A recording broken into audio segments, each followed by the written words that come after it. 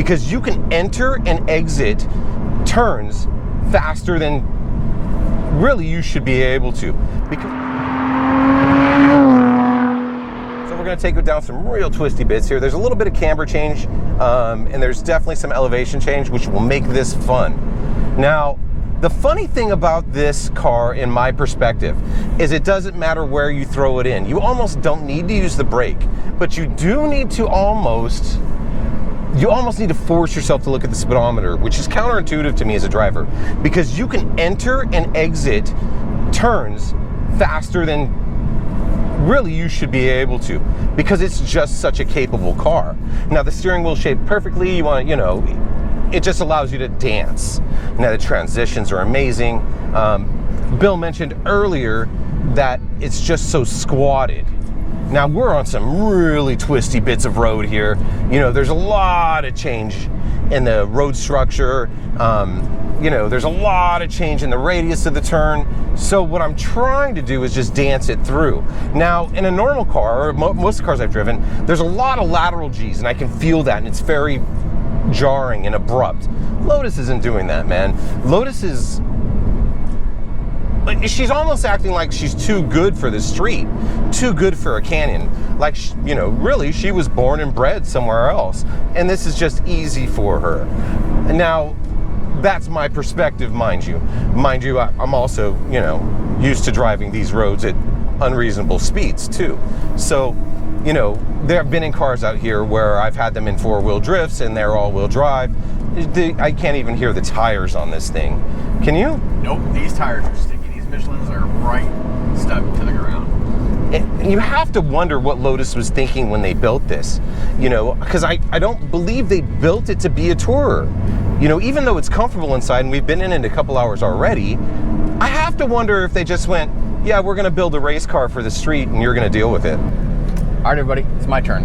Now, I don't know these roads as well as Jason does, but I'm going to do my best to scare him a little bit. I don't want to be scared. I'm an old man. What did Hunter Thompson say? Buy the ticket, take the ride. Oh! So everybody seems to want to wave at this car when we're driving. It really gets a lot of attention, and I swear but they never know what it is. I'll tell you what, we were talking about the suspension and things like that. What I'm really amazed at with this car is how flat it stays in any corner. It's just those big sway bars that I pointed out the other day in my shop. They keep the car super flat. It's just amazing. You know what's interesting is normally when I get in the passenger seat with you, I'm like, oh my God, he's gonna kill me going to the hill. I don't feel like that. I feel like I'm just along for the ride. Well, I'm still warming up to the road. Like I said, you know this road a lot better than I do. No, you're actually doing like 90, but that's all right. The fact that you feel like you're warming up when you're doing 60 and 70 down a country road might be an indication. Well, this car really inspires confidence. I've got a nice light touch on the steering wheel. And yeah, you can just feed throttle in. You early apexed. I did. You absolutely did. He early apexed. Guilty as charged. Guilty as charged. That's because the car turns in so fast. You got to remind yourself to back off. Let's try a little bit on this one. Go a little late there. Holy cow. Yeah, you can turn in really late with this car. It's really forgiving. Wait until there. And yeah, it's intuitive. That's a good word. My hands fall right to where they want to on the steering wheel, which is really nice. And it takes, the steering on this car is really light. It does have it is hydraulically assisted. It's not electric. I hate electric steering. Well, and that is true. And so this is different for you being in this car. This is quite a bit different. Yeah, this is the newest car I've driven by far. The newest other car I've driven was a 2018 GT3, but that was at the track, and I'd love to get this car on the track. This car, I think, is really probably best at the track. So when I'm talking about being a driving deity, I'm not, by the way, I'm not a driving deity. And he doesn't take his hands, he takes his hands off the wheel like this. Well, I wasn't mid-corner, it was a straight. I don't know how fast we were going, but from my perspective, I've never seen a picture of this car that actually does it justice. You know, it really does. It's really a great looking car in person. Absolutely. The lines are cool. I like it. It's got curves. It's got angularity. Yeah. I really like the roof line actually. Me too. I like the fact that my head doesn't hit the roof. Well, that's a plus. Yeah. There's room for a helmet too. It's true. Yeah. No, I can see it. These almost looks like they carved it out for a helmet. You know, again, this goes back to my theory that while it's a GT, sure, you could tour this, you could drive several hundred miles in this car. In the end, I think it's purpose built to go along with Lotus's heritage of, for the driver on the track, you know, add lightness to go faster. You know what I mean? Well, I mean, Colin Chapman said, you know, add horsepower to go fast in a straight line, you know, add lightness to go fast everywhere else. And I think they've made that recipe very clear in what they've done here. Well, the less mass you have, the easier the transitions left to right are. I like that a lot. Me too. Anybody can go fast in a straight line. It's true.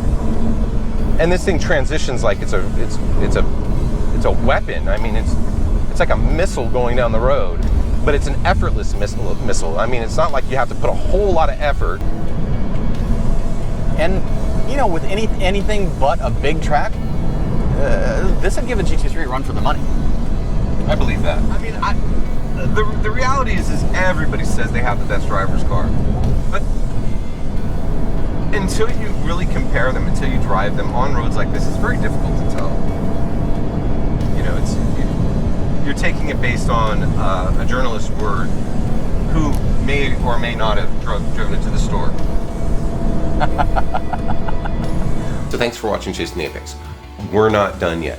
We've got one more video coming, maybe two. Got a lot of footage, and in closing, my closing thoughts on this are the Lotus Evora GT is not something you can really understand until you experience it and drive it. One of the things about this vehicle is once you're in the seat and behind the driver's seat, it takes you to a level of performance that isn't within the norm of what I think a driver can normally do, or definitely not what I can normally do. I'm not entering corners at 90 miles an hour, not, you know, and things like that. So, and it's definitely, I'm not holding the line. I mean, if I was to do it in my Alpha 4C, it would take a lot of work to go that fast. You know, so it's more than easy. It's transcendent, I think is the right word. Stay tuned, because Wednesday we have a guest driver, and they've never driven the Evora GT as well. What's funny is we've never heard of the vehicle here, or we don't, its reputation doesn't carry as much weight as some of the major manufacturers. But I think if you, like they and myself, put yourself behind the driver's seat, I think you will find that it's really an amazing vehicle. Thanks for watching Chasing the Apex. Stay tuned. This is about to get neat.